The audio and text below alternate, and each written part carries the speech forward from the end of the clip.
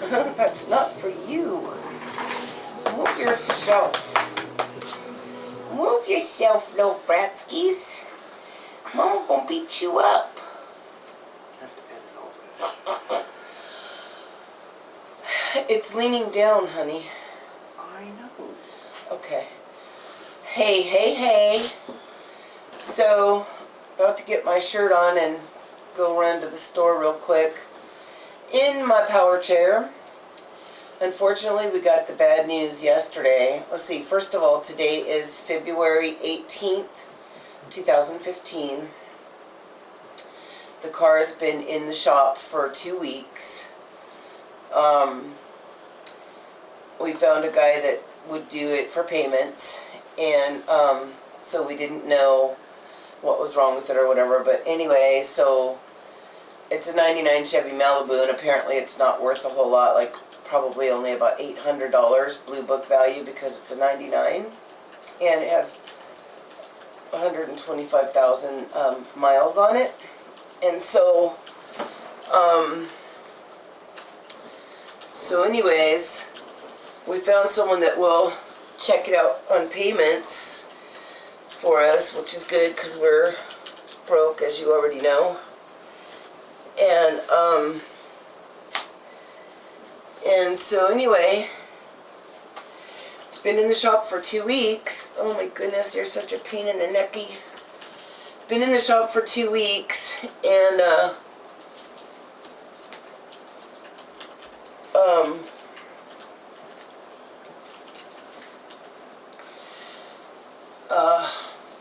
so he just called us yesterday after getting to it as much as he could.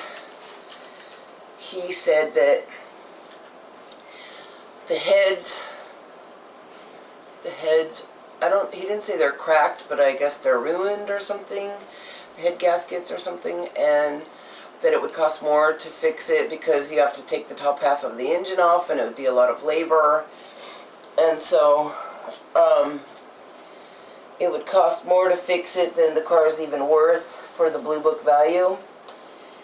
And so Ab, out of there. And so not for you. You're such a little booger. Not for yous. Not for yous. So anyways, sorry I'm distracted here. I'm a little bit nauseous in my tummy too. But anyway, so I guess it would cost more than the car is even worth to fix it, so he said we should junk it. Which really upsets me for a couple of reasons. Number one, I've had the car for, I think, a little more than 15 years, possibly almost 16. But for sure 15 years that I've had the car. So there's a little bit of sentimental value just because I've had it for so long, but also because I got it from my brother, who is now passed 3 years ago. So a little tiny bit, I was I guess kind of a little bit attached to the car because it came from him. So I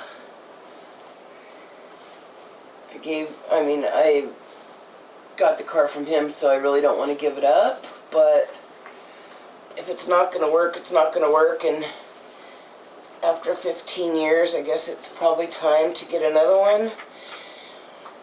The only problem is that I don't have a down payment. I don't have monthly payments. Nobody's going to just give me a car, obviously. And I'm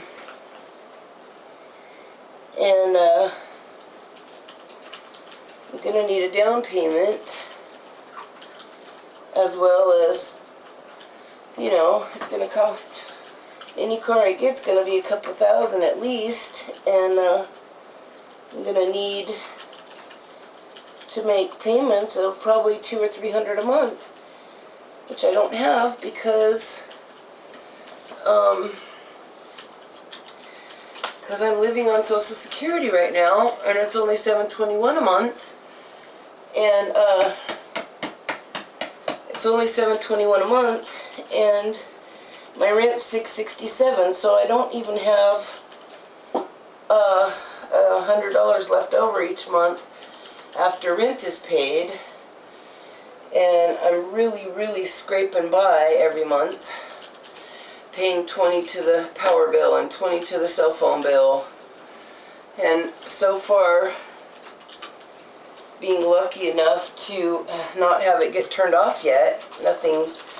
Well, the power did get turned off the other day, or a couple weeks ago. Squirt, squirt. So anyway, watch out, Brat. So, I'm sorry, I'm just not staying on subject here. Oh my goodness, please.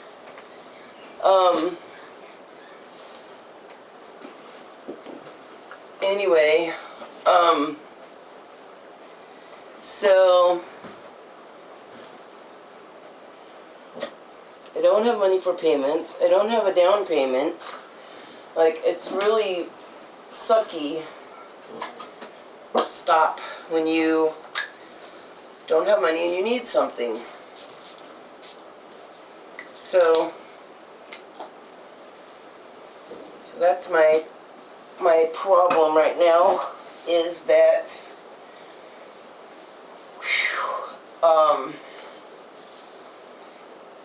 yeah, we don't have money and we have no car, and we're on the waiting list to get to a cheaper apartment that's hopefully in a better area, or at least just, cheaper. It's a place that rents to disabled and seniors, so lay down. Ouch. So it's only $4 something a month, and I'm paying almost $7 here, so it would be a lot better if we could get there, but the drawback is they want a deposit. So I'm about to get a little bit of money, like probably about $800, which I'm gonna save for the deposit for the apartment, but I also need it for a down payment on a new car. And when I say new, I mean a new used car, not a brand new one, because it'll be new to me, but it won't be brand new. It could be used from a dealership, or we have some friends that possibly might be able to sell us a car on payments if they have one available coming up. But anyway, so the thing that I told you guys I would tell you in the future is coming up now. I'm trying not to talk your ears off because I am a big talkaholic. But anyway, so the reason why I moved here to Texas from California was to participate in a show called My 600-Pound Life. Dill, I feel like you should look in the camera and make sure that it's centered or whatever on me before I go into some long conversation and can't tell if it is or not.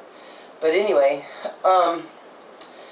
so it wasn't so much because I wanted to be on the show or have fame, because I feel like I've already been on enough shows like Dr. Phil and stuff like that, so I've already been on TV. I have to admit, I thought I was going to get more money than I'm getting, and I'm not real happy about the peanuts that they're going to throw me. But what it is a documentary where they follow you for a year. You commit to a 1 year, 1 to 1.5 years, I think, that you commit to, and you have to relocate to Texas, which is why I did that. But the main reason I did it more so than for the TV show, it was for the doctor. He's a very good doctor. He's been doing this for 40 years. He specializes in patients over 600 pounds. And he's not only a weight loss surgeon, he's a vascular surgeon, so he does other kinds of surgeries as well. But anyway, he's an older doctor, but he's very good, and his name is Dr. Nelsarden, and he has, I think, done over 1,000 surgeries on various patients, a lot of them over 600. So I value my life a little bit, and I was more concerned about having a knowledgeable doctor that I felt like I could trust. And so this show, My 600 Pound Life, this is the 3rd season, so I've watched season 1 and season 2. As well as I believe I've seen him on some other kind of shows too before this. Can't remember what they were called, but I think he's been on a couple of other things too. But anyway, I just liked his bedside manner. He just seemed really knowledgeable and kind-hearted, and I just really liked him. And so I uprooted everything, talked to Dill about it, he was okay with it, and we uprooted everything and came here to Texas. And so we got here on June 5th or 6th or something, and I had my first doctor's appointment on June 7th, and I weighed in at 678, and so the doctor immediately put me on a water pill and an appetite suppressant and another pill that was to speed up your metabolism. And so those 3 pills, they made me nauseous. One of them made me like upset tummy and diarrhea and stuff. Didn't make me feel too good at first, but it definitely really helped me with losing weight, and I ended up losing 112 pounds before surgery, from June 7th until my surgery, which was in December. I lost 112 pounds, which was awesome. And then I got the surgery December 3rd, and since the surgery I have lost, let's see, 79 plus, I guess 5.5, so whatever that is, 79, 85 pounds or so that I've lost in the last 2 months since surgery. And so you know, overall that's like 100 and overall that's like, you know, 180 or 190 or whatever it is. I don't know exactly because I'm not a math whiz, but anyway, it's a good amount of weight, and even though it's been 6 months, I'm still pretty happy with it, and I know that I'll lose more as time goes by and stuff. The main problem I'm having right now with it after 2 months is just that I'm suffering from nausea quite often, like almost at least once a day. Some days I might be able to skip a day where I'm not nauseous, but most days I am. I'm actually kind of nauseous right now. I'm nauseous almost every morning, which is probably why I'm nauseous now, because it's morning. But I'm nauseous almost every morning, and then depending on what I eat, I'm not supposed to have soda, but I do have a few sips of Diet 7-Up now and then, because when I'm nauseous, it does help my tummy. And so, you know, overall, I guess it's kind of going okay. I feel a lot different. I can't say a lot, but I feel a good amount of difference from the loss. I can now fit in the front seat of the car. I feel lighter on my feet, like it's easier to walk to the bathroom and back, or from my bed to this chair, like just little short trips that used to really make me out of breath and used to be pretty hard on me now seem pretty easy, and I'm not as short of breath as I used to be. And so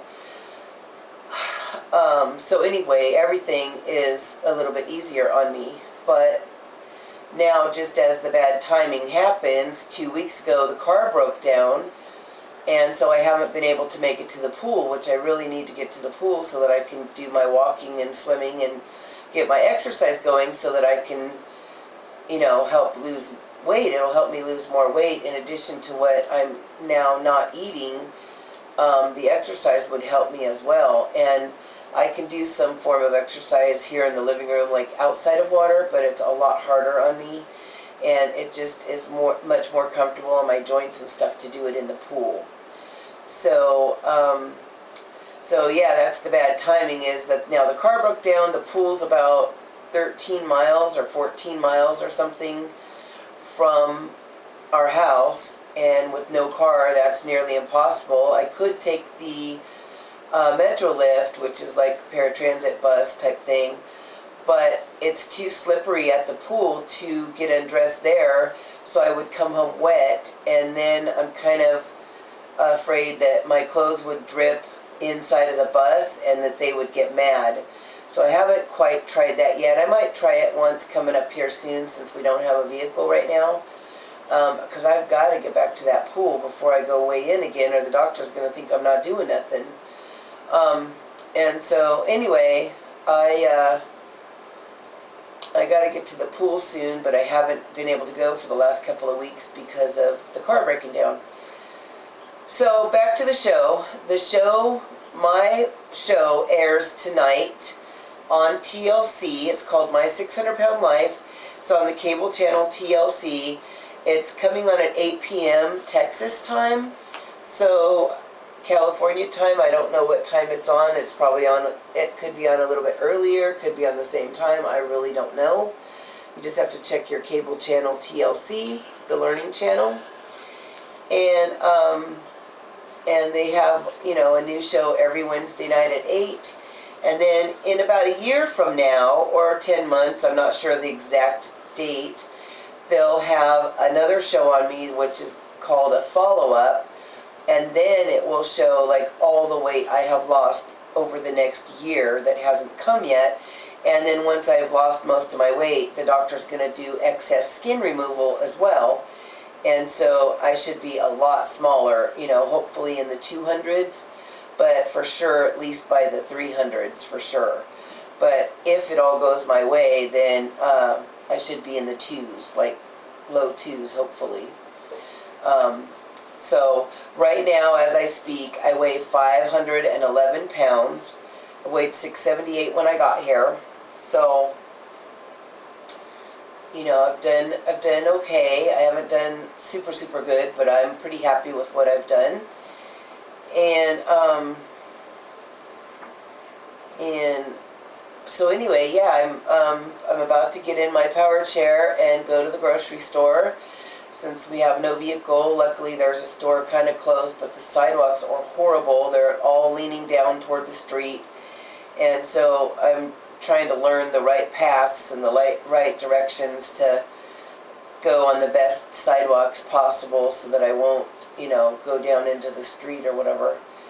And it's early in the morning. It's 8:30, so hopefully any scary people will be in bed asleep right now, because like I've told you before, I kind of moved us into a not so good neighborhood. Googling it from California, you just have no way of knowing what the neighborhood is like until you actually get there.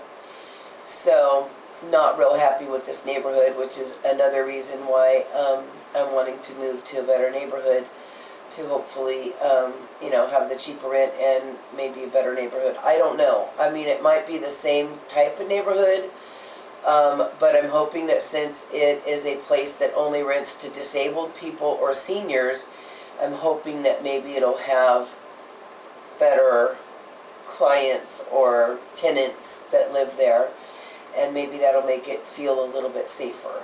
So I'm a big chicken and I'm just scared of everything. So anyway, so I'm gonna go, and I don't remember if there was anything else I was gonna say that you can remember?